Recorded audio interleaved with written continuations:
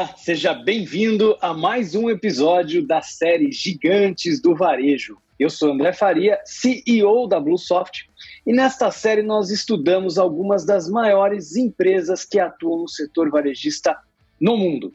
E hoje nós vamos conhecer um pouco mais da CVS, que atua especialmente no setor farmacêutico. Mas como sabemos, nos Estados Unidos, as farmácias acabam competindo bastante com os supermercados, porque além de vender os medicamentos que dependem de prescrição e que não dependem de prescrição, também trabalham muito com alimentos e produtos que normalmente são encontrados em supermercados. Então vamos conhecer um pouquinho mais da CVS. Bem, antes da gente começar, preciso lembrá-los que não sou analista de valores imobiliários.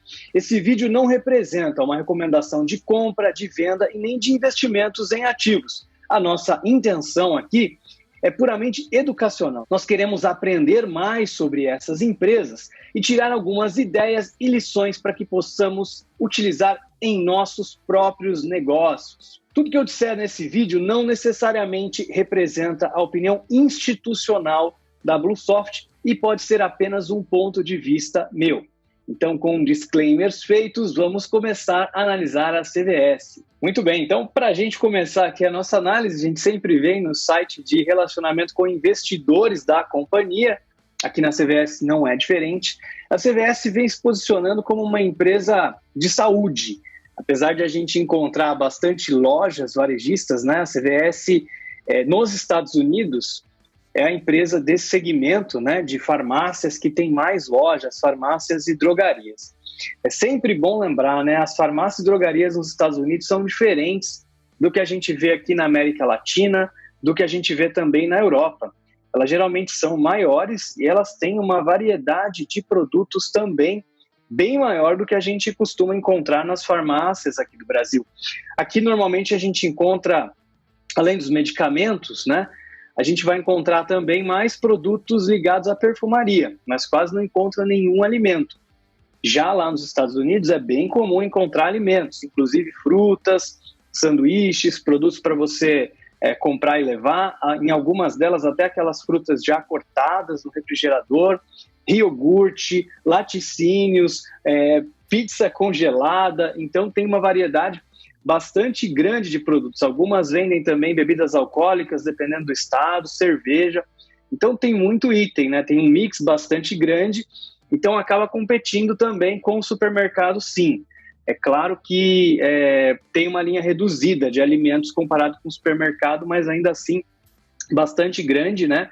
E geralmente elas estão bem localizadas, estão nas principais cidades e acabam tendo um preço mais de conveniência do que um preço de supermercado de baixo preço, né? Como seria o Walmart, por exemplo, né? Low prices every day. Não é esse tipo de abordagem que as farmácias usam, mas elas acabam trazendo algum nível de competição.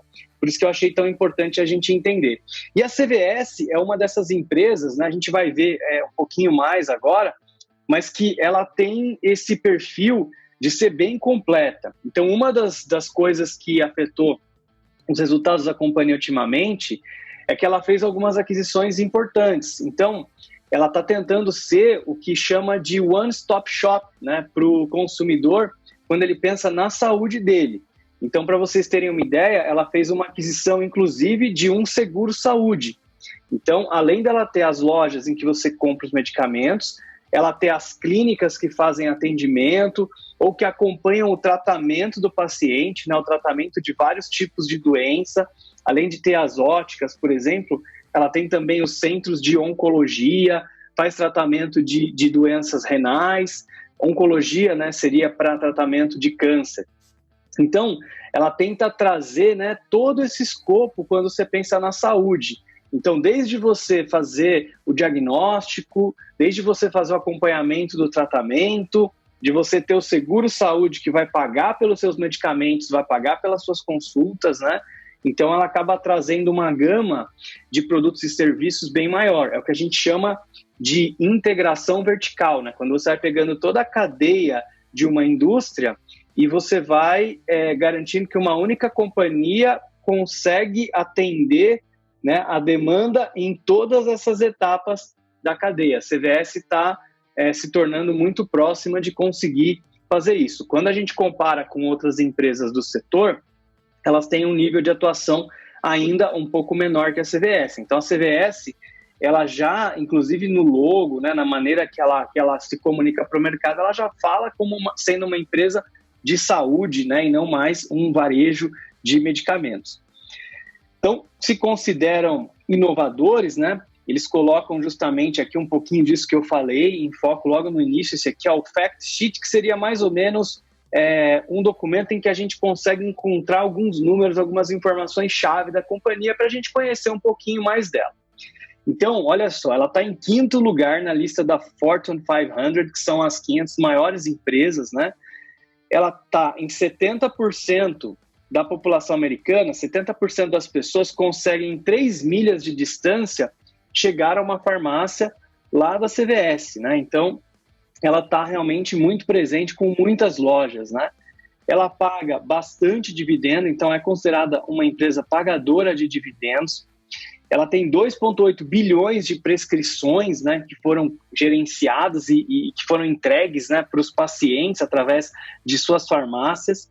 Então, ela já tem mais de 103 milhões de pessoas como membros do seu plano. Ela tem mais de 9.900 pontos de varejo. É muita loja, né, pessoal? Quando a gente pensa nas empresas aqui do Brasil, varejistas, é difícil a gente encontrar alguma companhia que tenha números nessa proporção. Então, realmente é bastante coisa. Ela tem mais de 1.000 walk-in clínicas, né? Então são clínicas de atendimento rápido. Ela tem mais de 23,6 milhões de pessoas que fazem parte aí do seu clube de benefícios. Então, realmente é bastante coisa, um negócio bastante substancial, bastante grande, né? Então, é aquilo do que a gente estava falando. Quando a gente lembra da CVS, especialmente você que já visitou os Estados Unidos, eu tenho certeza que você viu algumas lojas dela. A gente lembra do varejo, mas ela é muito mais do que isso, né? Então, desde a questão dos benefícios para empresas do governo, benefícios para empresas também voltados à saúde, plano de saúde, né? Até essa farmácia de especialidade, que são esses casos, né? Tratamento renal, oncologia e outros tipos de tratamento. Então, ela vai pegando aí todo esse segmento. É uma empresa que vem também tendo um crescimento em receita ano após ano, que a gente vê os últimos 5 anos, né? Apesar de 2018 ter sido um ano aqui que teve uma receita negativa, um lucro negativo, muito provavelmente por conta da aquisição que ela fez da seguradora que eu falei para vocês. A gente vai ver isso nos detalhes, mas olhando para o EPS, que é o Earning Per Share, né, o lucro por ação ajustado, ela também vem mantendo ou crescendo aqui. Então, uma companhia que está se reinventando, uma companhia que está se mexendo, é uma companhia que está fazendo coisas bastante interessantes e até sem precedentes no mundo. Quando a gente olha, antes da gente entrar no Annual Report, quando a gente olha para alguns números aqui da companhia, a gente vê que as ações chegaram num pico aqui de valer, né, $110 e que ultimamente, né, ela vem num processo de declínio, né? Agora está valendo cerca de $60 aqui, então uma queda de 40% em relação ao pico mais ou menos. O mercado então está olhando com ressalvas aí para o que a companhia está fazendo. A gente consegue ver que nos últimos anos houve um aumento de dívida, né, proveniente justamente aí de M&A, de aquisições, de investimentos que ela vem fazendo, mas que ela tem conseguido aqui, né, já se recuperar. Então, até o último dado que a gente tem aqui dos últimos 12 meses, né, que esse TTM é o Trailing 12 Months, a gente vê que ela já reduziu aqui para 4 EBITDAs. Quando a gente olha aqui para o total de dívida, né, Net Debt, dividido pelo EBITDA, então a gente tem 4 vezes EBITDA, o que é um número aqui, está em vermelho, um número considerado alto, mas não é terrível, né? Tem empresas com dívidas maiores e que conseguem lidar bem com isso. Tradicionalmente ela vinha de 2, né? Então metade aqui da dívida atual. É uma empresa que vem pagando dividendos, né? Então é uma boa pagadora de dividendos. Os investidores americanos gostam bastante disso, né? Uma parte significativa da população americana investe em ações na Bolsa de Valores. Então, essa questão dos dividendos acaba sendo um gerador de renda, acaba sendo também uma coisa voltada para a aposentadoria das pessoas. Então, eles gostam muito desse tipo de abordagem. Quando a gente olha aqui para os principais varejistas na lista já de 2020 aqui da NRF, a gente já encontra aqui em 7º lugar a CVS com 88 bilhões de vendas, né? Considerando aqui a data em que foi colhida essa informação, olhando para a venda de 2019. E aqui, aparentemente, está sendo considerado as vendas de varejo e não as vendas totais da companhia, né? Para poder fazer esse ranking. Então, a NRF geralmente exclui, né? Por exemplo, quando a gente olha para a Amazon, ela exclui as receitas do departamento aqui da divisão de tecnologia da Amazon, que é a AWS. Então, aqui na CVS, né, como a gente viu que tem muitos negócios, é importante que seja feito algo nessa linha também. Tá? Então, vamos dar uma olhadinha aqui em algumas outras informações interessantes da CVS. Esse é o Annual Report, o último que está registrado no site.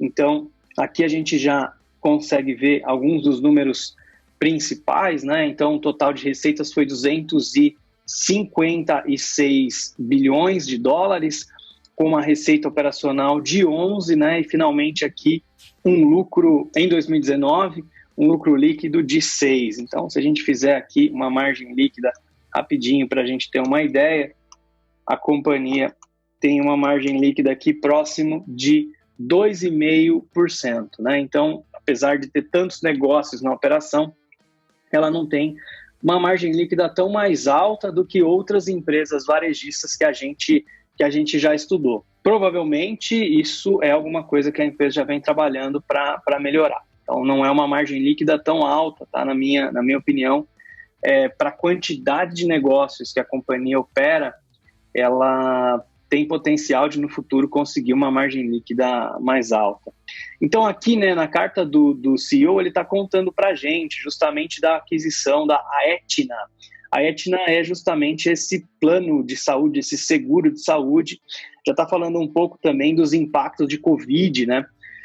E é interessante porque a gente pensa que por conta de Covid as pessoas vão comprar mais produtos de farmácia, mas na realidade isso acabou impactando também um pouco negativamente as vendas de produtos farmacêuticos em geral, porque as pessoas acabam não comprando outros tipos de medicamentos, fazendo outros tratamentos que elas fariam em condições normais sem a pandemia. Mas a companhia fez a lição de casa, investiu em segurança, tanto dos seus colaboradores, como em melhor forma de atender os seus clientes e também na transformação digital. A gente vai ver mais à frente e tem também alguns investimentos nesse sentido, né?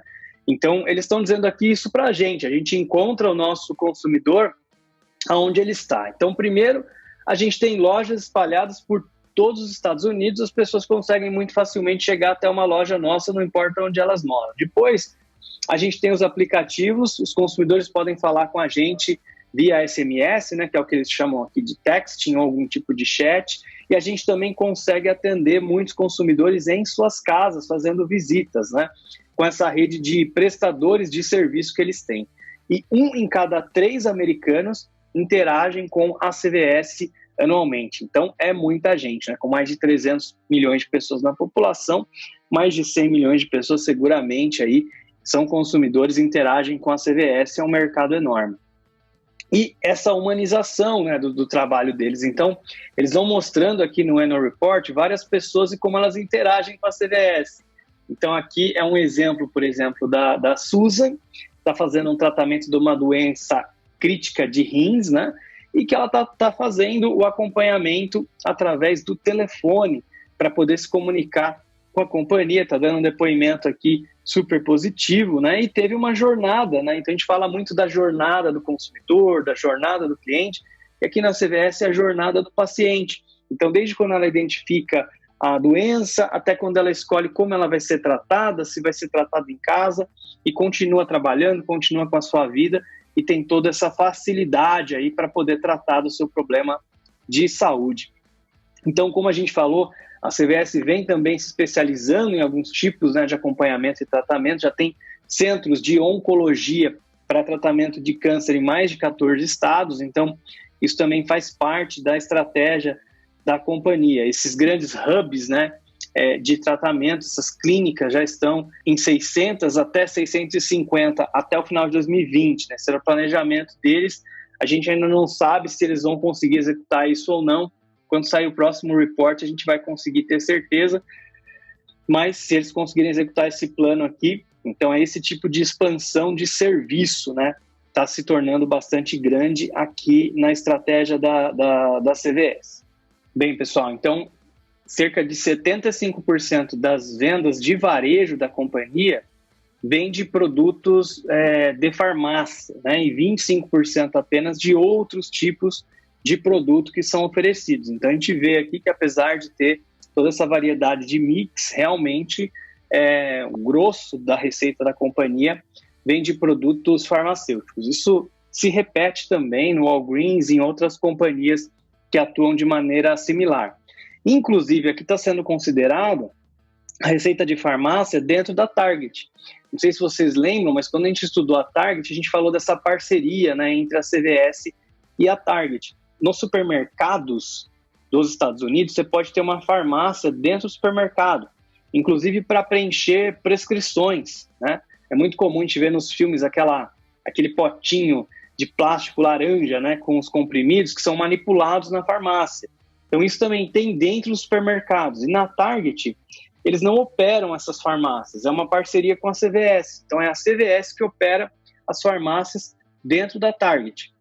Lembrando que a gente tem aqueles medicamentos over the counter, né, que é como comprar um Tylenol, por exemplo, que não precisa de prescrição, você vai lá na gôndola, você mesmo pode pegar e passar no caixa, mas tem uma série de outros medicamentos que precisam de prescrição médica, e aí é o caso de você solicitar lá no balcão para o farmacêutico e ele vai, então, preencher essa sua prescrição, vai te entregar os medicamentos depois da manipulação. Então, grande parte da receita aí vem efetivamente de farmácia, tá? Então, é um negócio que realmente integra a maior parte das receitas de varejo da companhia.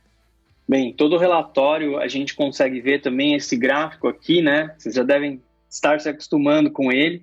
E ele mostra um pouquinho da performance da companhia no mercado financeiro. Como a gente viu, né, lá no início, no Fundamentei, a CVS ela não vem performando tão bem no mercado nos últimos anos. Então aqui a gente vê que, se a gente olhar um índice que é composto pelas principais empresas que atuam em healthcare, em saúde, a CVS está underperforming, né? Quer dizer, ela está performando abaixo dessas empresas. Então é aqui essa bolinha, tá?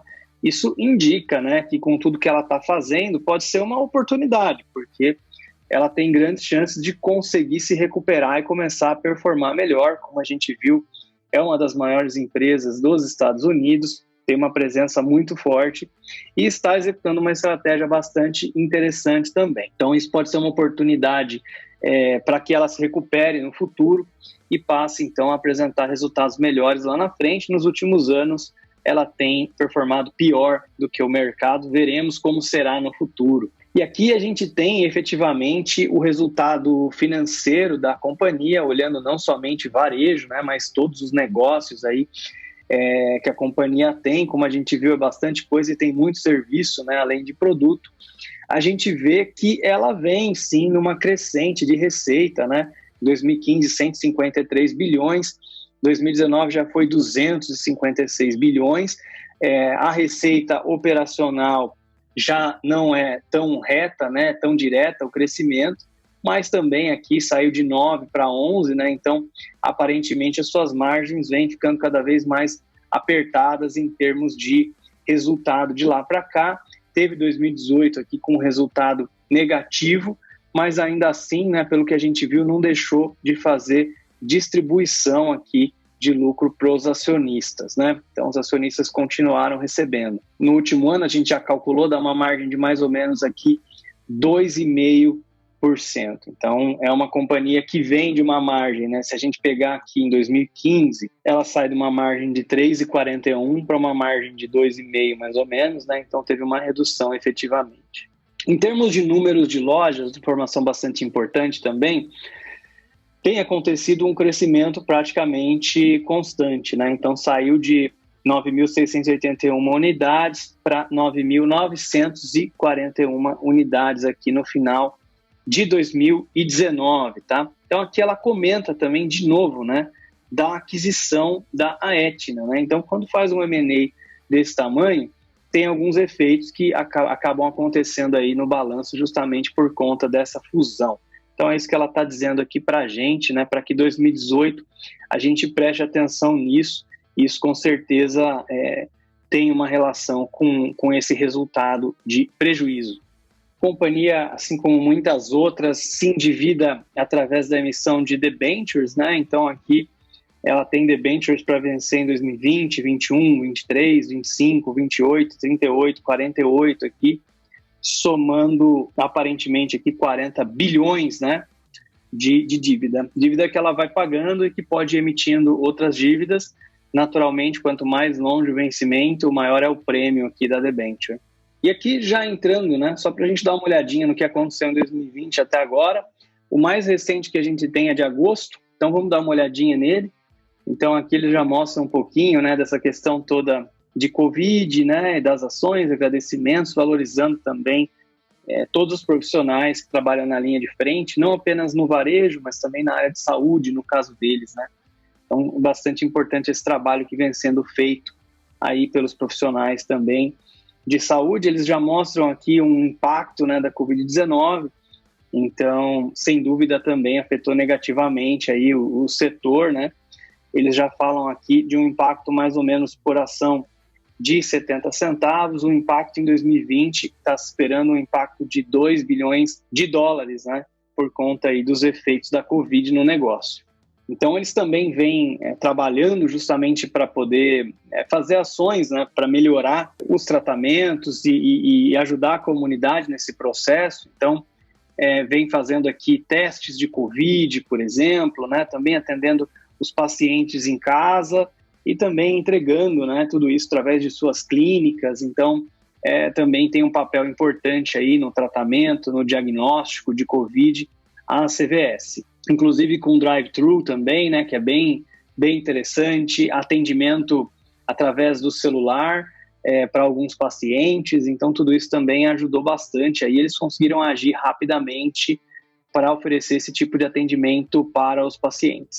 Ainda assim, a companhia conseguiu apresentar um crescimento do segundo trimestre de 2019 para 2020, aqui de mais ou menos 3% na receita, né? E olhando aqui também o lucro ajustado, um aumento de 32%, que é bastante significativo, de 4 para 5 bilhões. Olhando um pouquinho para a questão dos planos de saúde, né? Tem tanto o atendimento comercial como o atendimento também do governo. Teve uma redução no atendimento comercial, mas no governo aqui teve um aumento interessante, né? No final das contas também é um negócio que de trimestre para trimestre continua crescendo tanto em receita como também em lucro. No varejo a gente vê um crescimento mais sutil, né? De 1%, e uma queda na receita, justamente aí impacto de redução das vendas por conta de Covid-19 também aqui, segundo a companhia nos explica.